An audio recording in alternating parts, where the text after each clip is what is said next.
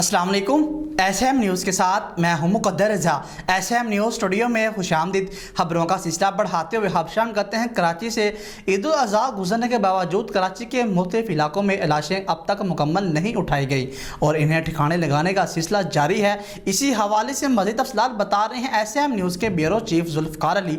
जुल्फ़कार, आगाह कीजिएगा इस हवाले से।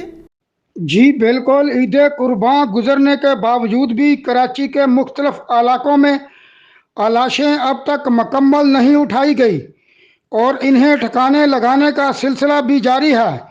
शहर कायद कराची के कुछ इलाकों सदर बंस रोड, एम जिना रोड पर सफाई की सूरत हाल बेहतर है। ली मार्केट, खारादर और लिहारी के मुख्तलिफ इलाकों से भी लाशें उठा दी गई हैं। करीमाबाद पुल के नीचे कुछ लाशें मौजूद हैं, जबकि एफसी एरिया में भी लाशों का ढेर लगा हुआ है, जिससे इलाके में बदबू फैली हुई है।